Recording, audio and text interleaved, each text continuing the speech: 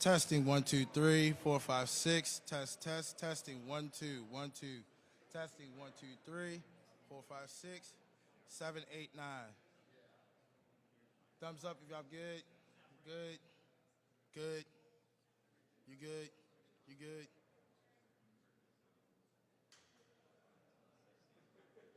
Anybody else? Thumbs up if they're good. Turn. Because it'll be Govs here. And then Beaker, Center President. Oh yeah, we'll let you know.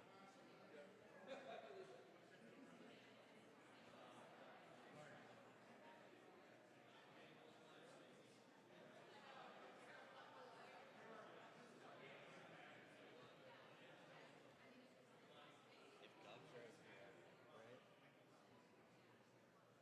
Ferguson's here. You're Jones. Oh, you want me to go Yeah. there? You're And the Jones. LG needs Where is LG? I think they all stand on the first down. I think everybody stands up right here because I mean he's tall anyway. So like pretty much gonna because zones just stand on the end right here on under the snap. And everybody else can line up.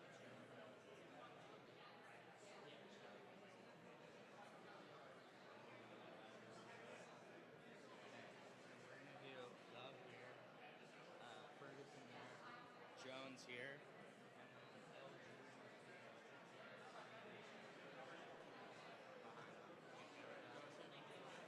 I'll preset this, just make sure nobody steals it.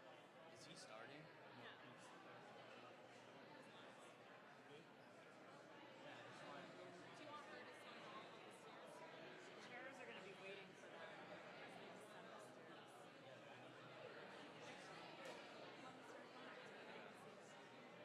LG should be down here soon. The LG's walking.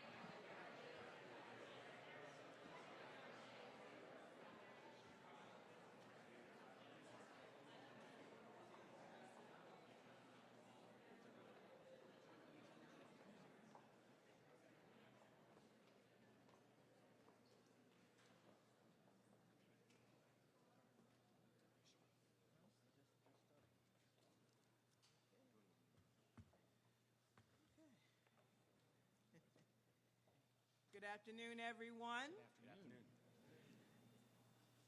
As I said on the first day of session, my top priority this year is to protect Marylanders. We knew this year would be different, and to achieve the goal would mean putting aside what we like to do in favor of what we have to do. No one up here wants to talk about cuts. No one wants to talk about revenues. But responsible governing means having the tough conversations. It means doing what is right, not just what is politically convenient. And over the past several weeks, the governor, the Senate president, and I all come to the table to do just that.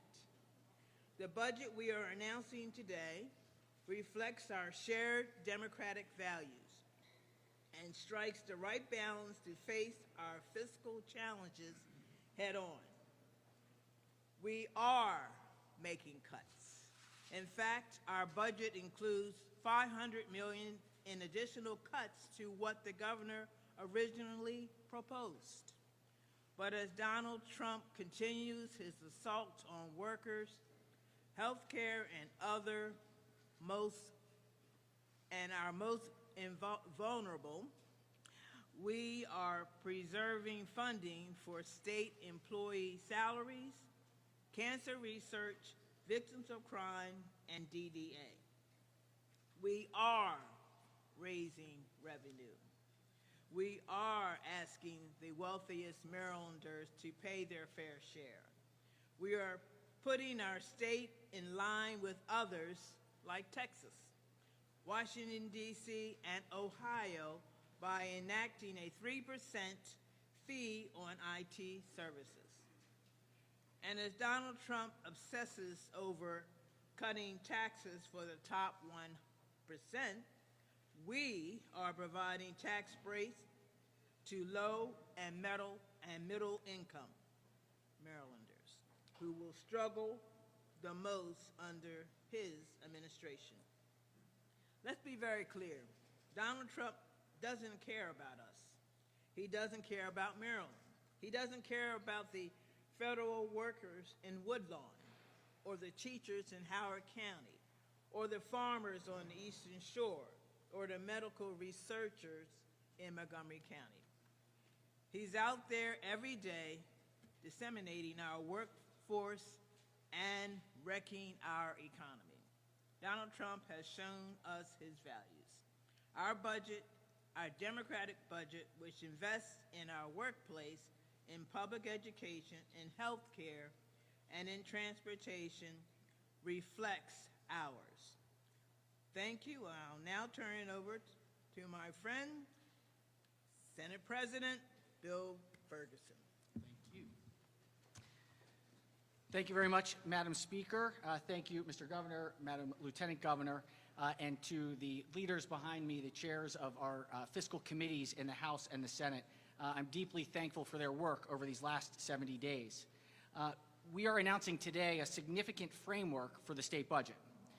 Legislative leaders, along with the governor's office, have agreed to a state budget framework that strikes what I and all of us believe is the right balance between fiscal responsibility and protecting our core social safety net here in the state of Maryland.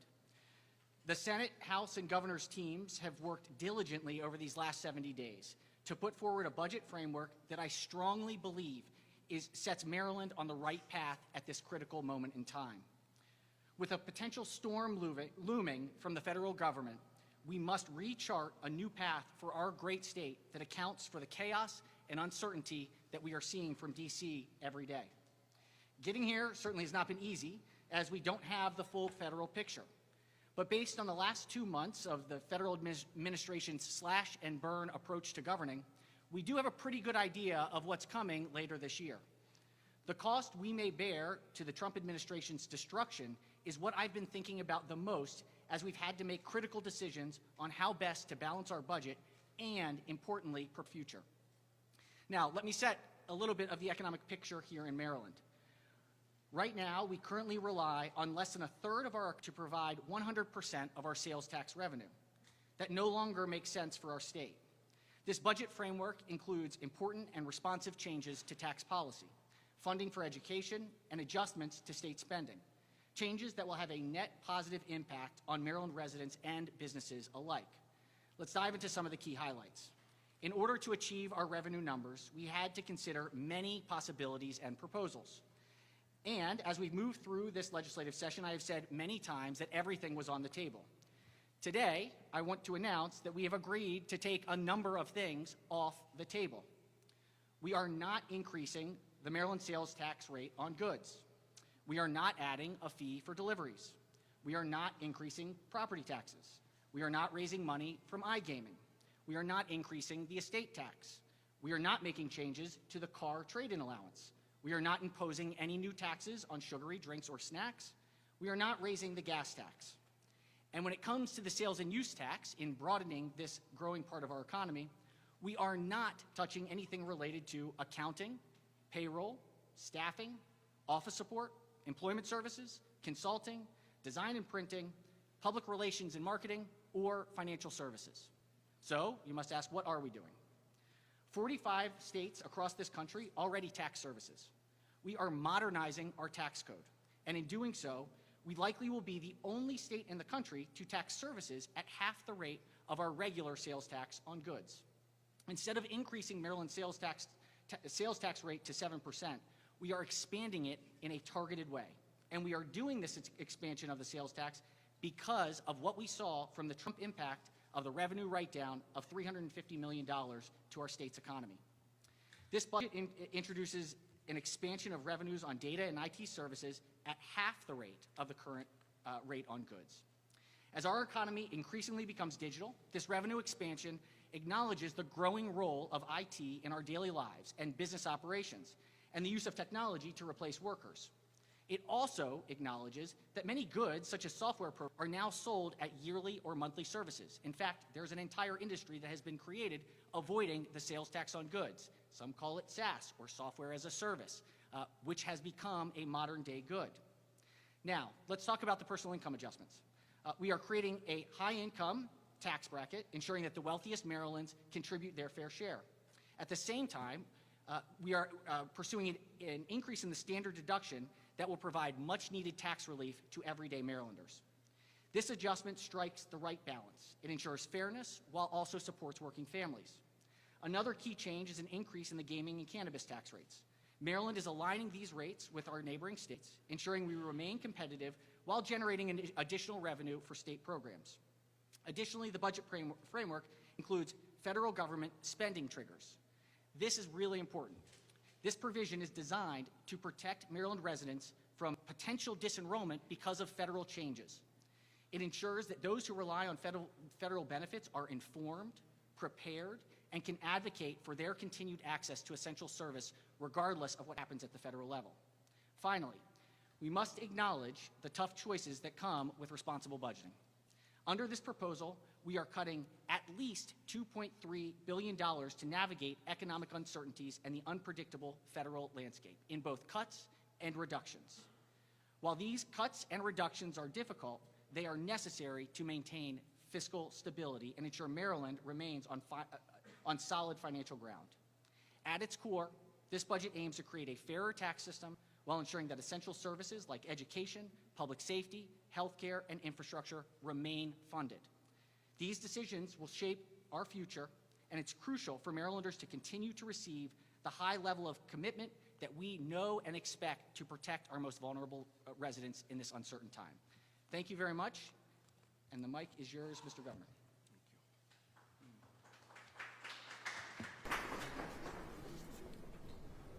Thank you so much, and good afternoon. I am proud to announce that our administration has reached an agreement on a framework for the final budget with the Maryland House of Delegates and the Maryland State Senate. And to fully appreciate the significance of this moment here today, you have to remember the path that got us here in the first place. Because the budget that I introduced on January 15th came 5 days before the inauguration of President Donald Trump. And the thing that we have seen is that the world has fundamentally changed in just the past 8 weeks. According to the credit rating agency Moody, federal cuts pose a greater threat to Maryland than to any other state in the country. And we have seen thousands of federal employees laid off and offices nearly shuttered. The president has launched a reckless trade war with our allies, including our largest trade partners, and those tariffs could mean over a $2 billion impact on our economy and directly harm our people. We're talking about the poultry farmer in the Eastern Shore, who's now paying 25% more. We're talking about the dock worker in Baltimore, who now has less work because there's less cargo. We're talking about the restaurant owner in Western Maryland who can't afford tomatoes or avocados or eggs, many of the basics that they rely on to keep their business going. And if we needed any more evidence that the Trump-Vance administration is a clear and present danger to our economy and to our people, just last week, President Trump announced his intention to cancel the FBI headquarters project in Prince George's County, Maryland. Maryland was selected as the best place for the FBI to meet its public safety mission. It's a project that would generate over $4 billion in economic activity for Marylanders. It's a project that would bring over 7,500 jobs. It's a project that was a decade in the making, and he canceled it by a press conference without warning, without speaking to Congress, without speaking to us as a state, simply announcing that he would not go to Maryland because, as he called it, it is a liberal state. But while we've watched dysfunction and chaos from Washington, here in Annapolis, we've been working together.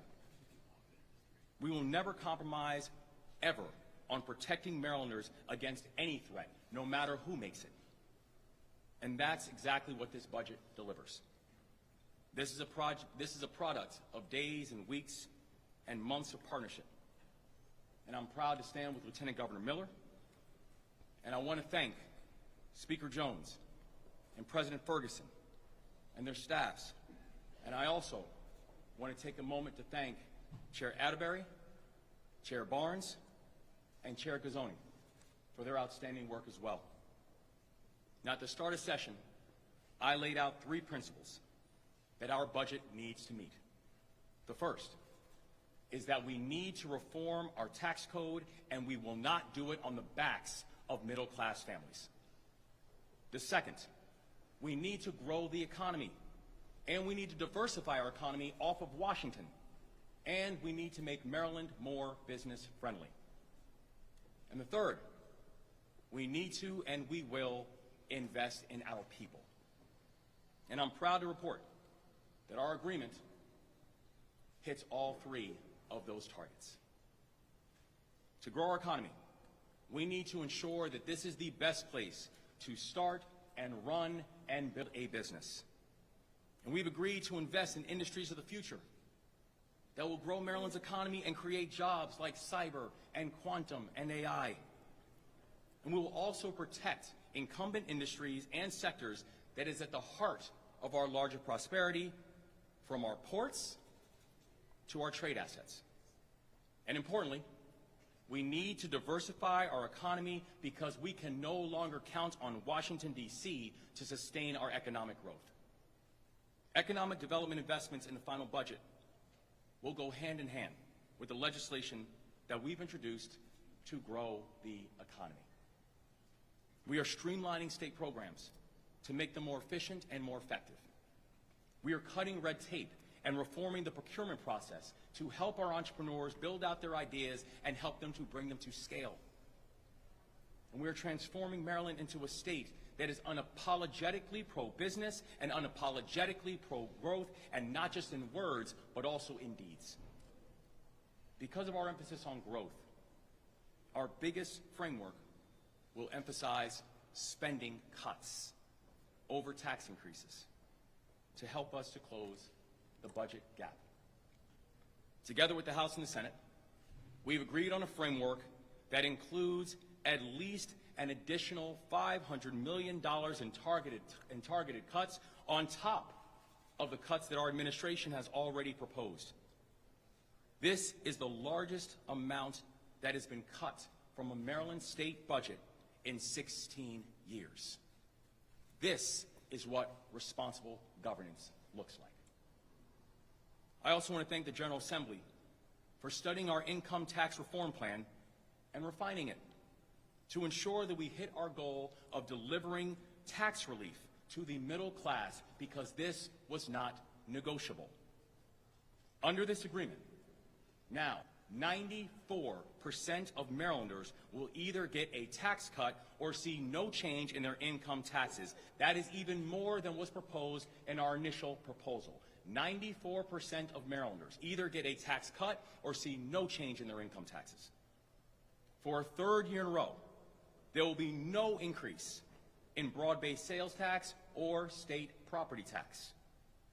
And yes, we are asking those of us who have done exceptionally well to pay slightly more, so we can have the best schools in the country, so we can support law enforcement and our firefighters, so we can make sure that we are growing our economy. We've spoken to Marylanders at all income levels about this plan, and there's consensus that if a person is making over $750,000 a year, it is reasonable to ask them to give roughly $1,800 more to help us invest in the success of our state. This budget agreement also includes a provision to add a 3% tax on IT and data services. Our plan reaches services offered by companies that will help you build your website, like Wix, and companies that help you to store information on the cloud, like Amazon Web Services. This will put us in line with other states already implementing these kinds of reforms, and by the way, both Democratic and Republican states, ranging from Texas to Washington, D.C. And this reform package will help us to bring our tax code into the 21st century. It means the majority of Marylanders can keep a little more in their pocket, even as we here in Annapolis tighten our belts. So the White House cuts taxes for the rich and burdens everyone else with high prices. Here in Maryland, we're showing there's another way. While President Trump and Elon Musk gut programs like Social Security and Medicaid, here in Maryland, we are showing there is a better way.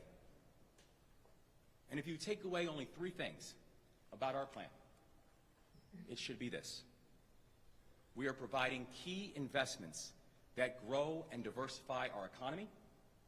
Together, we are ensuring that 94% of Marylanders will get a tax cut or see no changes in their income taxes at all.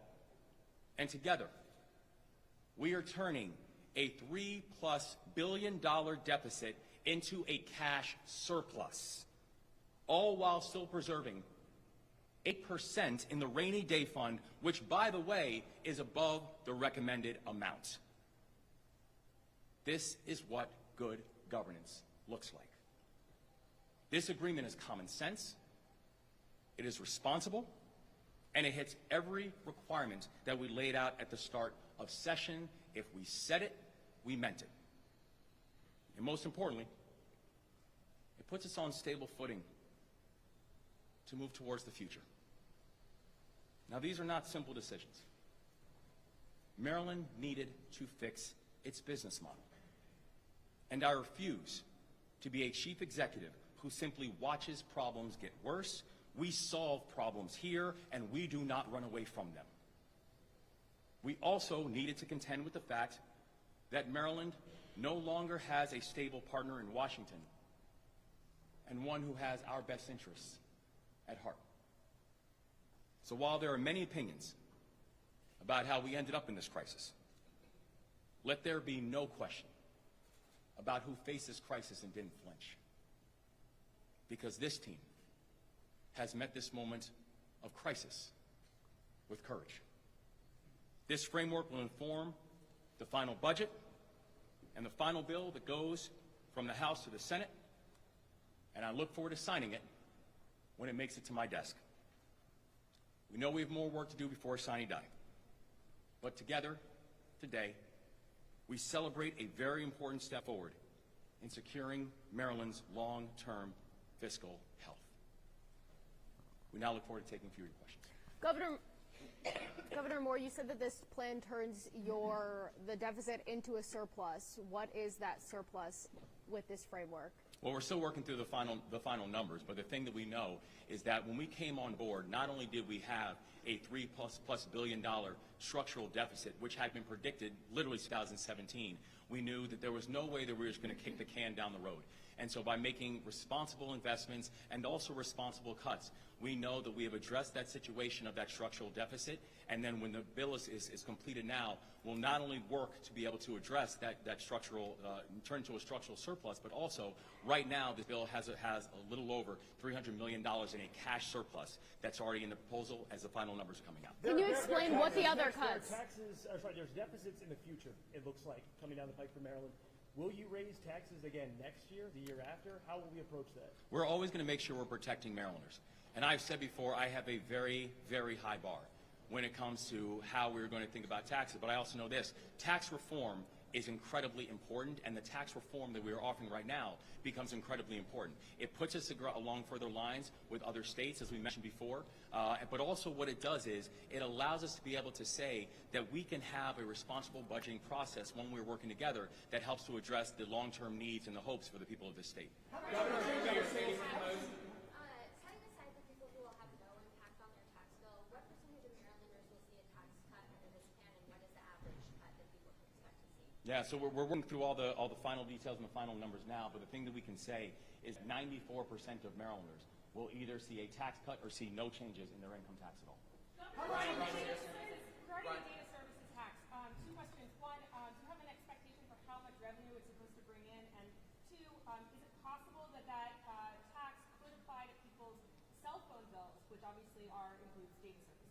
We're still working through all the final details right now, but the thing that we know was that we were not going to put the pressure, the additional financial pressure on middle-class families. That was something that became very important to us as we were working through it. And we've actually been working with a lot of the entities, especially even some of the entities who are going to have to pay a little bit more due to the data and IT attacks, and who also understand that as our economy has continued to evolve and as our economy has continued to change, that there is a need for people who are the main beneficiaries of that changing economy to be able to also pay a fair share.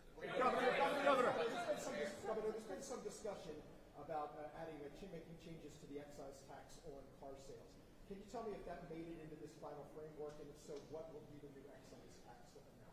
Yeah, so again, another detail that we're still working through.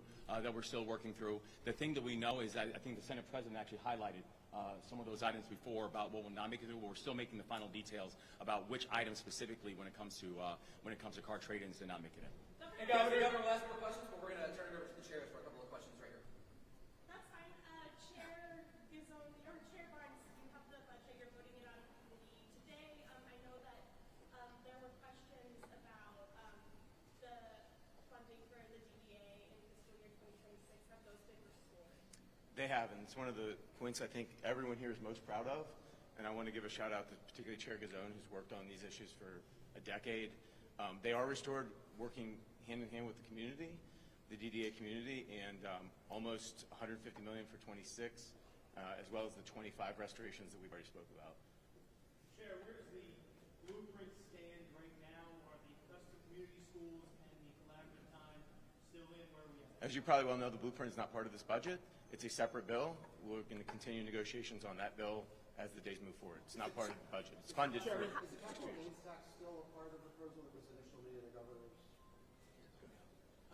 It is, and we are looking to use the capital gains particularly for important investments in our transportation systems, as well as to help our structural balance. What we do know is that the Trump tax cuts that are focused on billionaires is likely to help those who have done the best.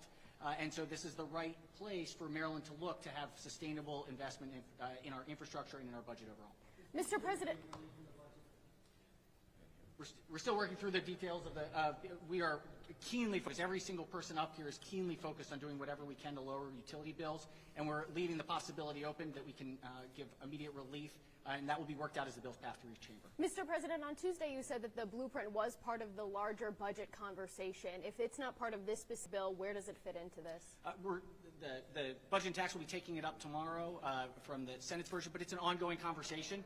We are looking at the long-term financial health of the state, and I feel confident that we're going to be in the right place. Were decisions in this budget, does that impact your future plans for the Well, certainly blueprint? investing the billions of dollars that we will be investing in public education is fundamental and critical, and why we had to balance and do it in a way that was sustainable and did not impact working families.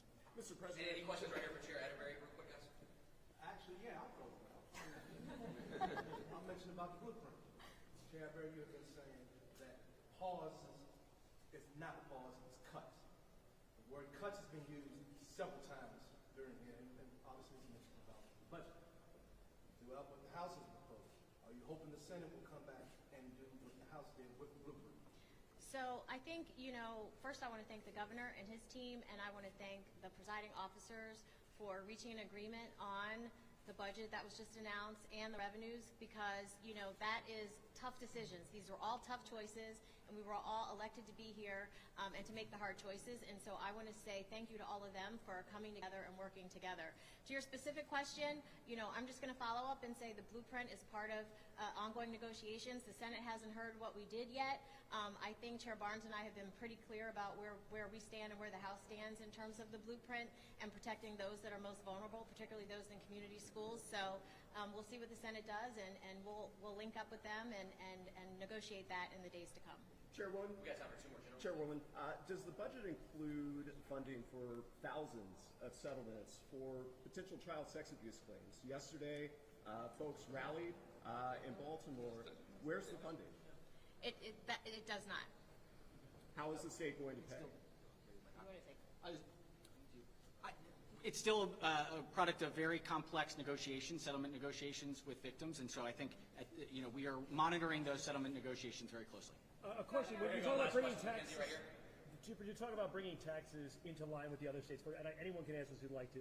You talk about bringing it into line, but the question I would have for you is, what would separate you to make you attractive to businesses to come to Maryland if it's on the level with every other state? Well, I'd say the thing that would attract businesses to come to the state of Maryland is not just the fact that we have a tax code that is aligned with other states. Because frankly, that's not how businesses are going to make their decisions. Businesses are going to make their decisions based on what state is creating the best climate for them.